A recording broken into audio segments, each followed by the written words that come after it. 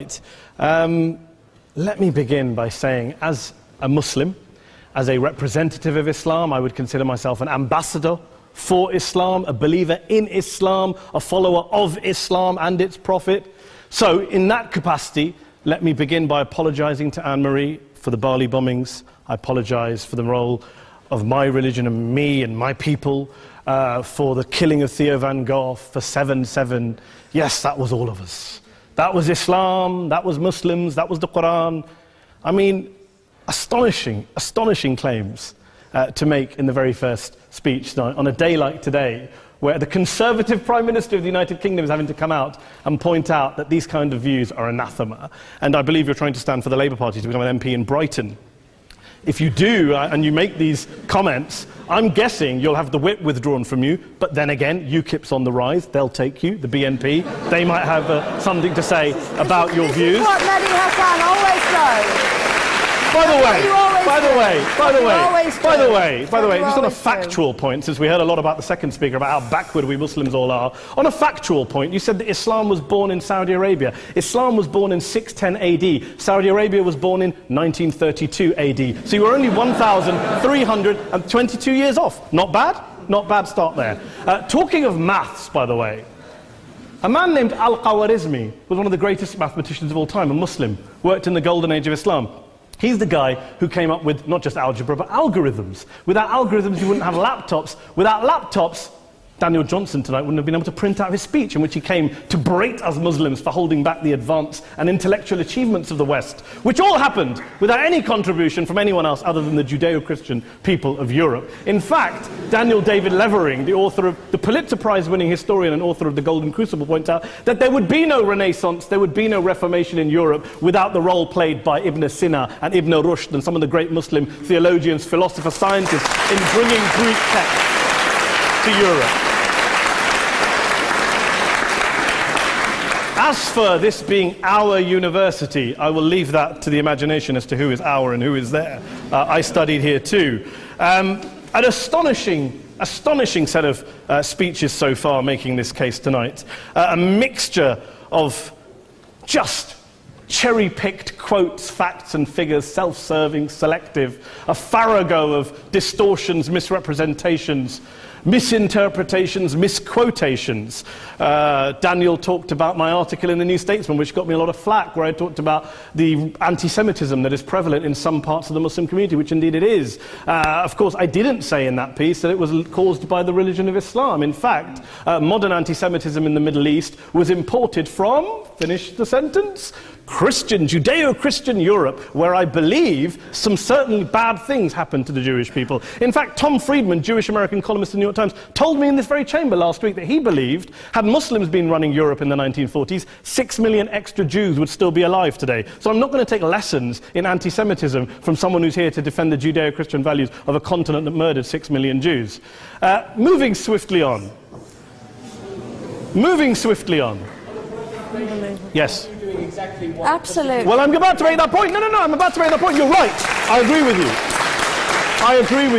I agree with you 110%. That is my point. I don't think Europe is evil or bad. I'm a very proud European. I don't want to judge Europe on that basis, but if we're going to play this gutter game where we pull out the Bali bombing and we pull out examples of anti-Semitism in the Islamic community, then of course I'm going to come back and say, well, hold on. I mean, look, let's be very clear. Daniel here was a last-minute replacement for Douglas Murray, who had to pull out. And Douglas and I have a well-documented differences, but to be fair to Douglas, as to be fair to Anne-Marie and to Peter, atheists. Atheists see all religions as evil, violent, threatening. What the problem I have with Daniel's speech is that Daniel comes here to run this robust defense of Christianity, forgetting that his fellow Christians, people who said they were acting in the name of Jesus, gave us the Crusades, the Spanish Inquisition, the anti-Jewish pogroms, European colonialism in Africa and Asia, the Lord's Resistance Army in Uganda, not to mention countless arson and bomb attacks on abortion clinics in the United States of America to this very day. I would like a little bit of humility from Daniel first before he begins lecturing other communities and other faiths on violence, terror and intolerance. But, no thank you. Some water. But I would say this, to address the gentleman's very valid point here, I'm not going to play that game.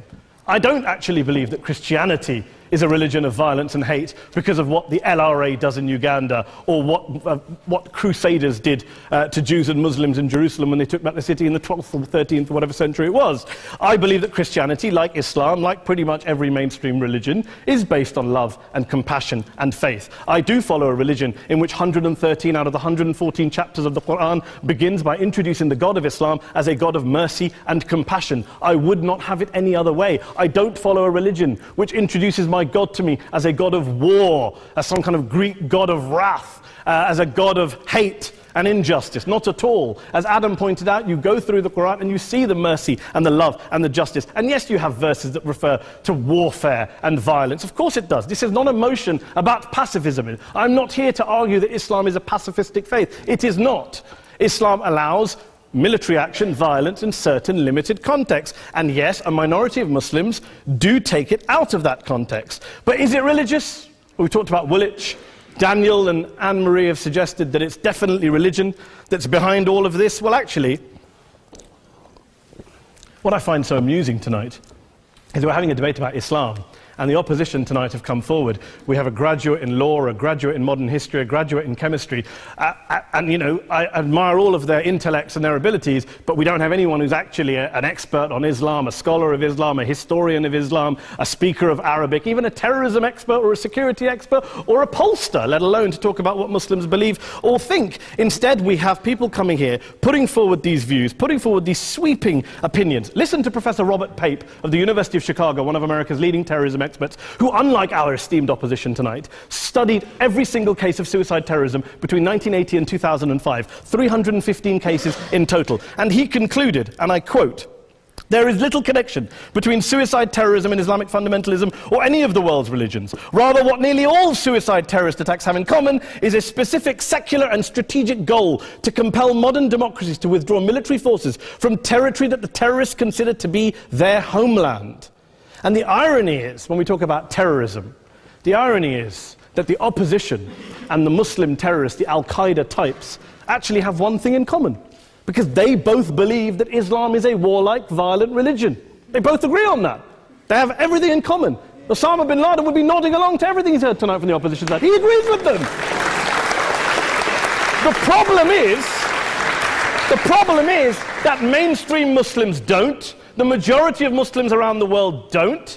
In fact, a gentleman here started quoting all sorts of polls. Gallup carried out the biggest poll of Muslims around the world, of 50,000 Muslims in 35 countries. 93% of Muslims rejected 9/11 and suicide attacks. And of the 7% who didn't, they all, when polled and focus grouped, cited political reasons for their support for violence, not religious reasons. And as for Islamic scholars and what they say, well, Daniel talks about our University of Oxford. We'll go down to Oxford Centre for Islamic Studies, get hold of a man named Sheikh Afifi al-Akiti, who is a massively well-credentialed and well-respected Islamic scholar, who has studied across the world, who in the days after 7/7 published a fatwa denouncing terrorism in the name of Islam, calling for the protection of all non-combatants at all times, and describing suicide bombings as an innovation with no basis in Islamic law. Go and listen to Sheikh Tahir al-Qadri, one of Pakistan's most famous Islamic scholars, who published a 600-page fatwa condemning the killing of all innocents and all suicide bombings unconditionally without any ifs or buts. There's nothing new here. This is mainstream Islam, mainstream scholarship, which has said this for years. You don't go out and kill people willy-nilly in the high street or anywhere else, on a bus or a mall, based on verses of the Quran that you cherry-pick without any context, any understanding, any interpretation, or any commentary. Point of information. Please. Well, it doesn't happen apparently.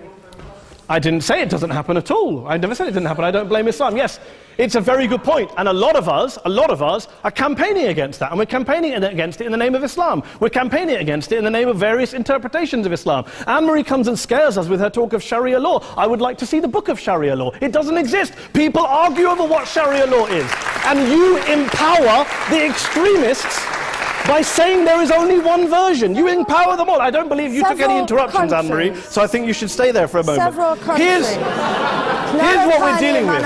Here's what we're dealing with. We are dealing, I took your point. Here we are dealing with a 1400-year-old global religion followed by 1.6 billion people in every corner of the world, a quarter of humanity, of all backgrounds, cultures, ethnicities, and yet the opposition tonight wants to generalize, stereotype, smear in order to desperately win this debate. And here's my question, if we're going to generalize and smear. If, okay, people say yesterday's bombers, and we've got to be careful, there's a trial going on, were yesterday's attackers, motivated by Islam? Big debate. I don't believe they were. Let's say they were. Let's say Faisal Shahzad, the Times Square bomber, was motivated by Islam. Let's assume, for sake of argument, that Richard Reeves, the shoe bomber, was motivated by Islam. If Islam is responsible for these killings, if Islam is what is motivating these people, and Islam is therefore not a religion of peace, a religion of war, then ask yourself this question: why aren't the rest of us doing it? Why is it such a tiny minority of Muslims are interpreting their religion in the way that the opposition claim they are? Let's assume there are 16,000 suicide bombers in the world. There aren't. Let's assume there are for the sake of argument. That's 0.001% of the Muslim population globally. What about the other 99.99% of Muslims who the opposition tonight either ignore or smear? The reality is that the rest of us aren't blowing ourselves up tonight. The reality is that the opposition came here tonight not worried about the fact that me and Adam might pull open our jackets and blow ourselves up tonight because we're followers of a warlike warrior religion which wants to take over Europe and Daniel's university. The issue is this. The issue is this. Unless the opposition can tell us tonight, and Peter Atkins is here, one of our great atheist intellectuals, can tell us tonight, can answer this question tonight: why don't the vast majority of Muslims around the world behave as violently and aggressively as a tiny minority of politically motivated extremists? Then they might as well give up and stop pretending they have anything relevant to say about Islam or Muslims as a whole. Ladies and gentlemen, let me just say this to you. Think about what the opposite of this motion is.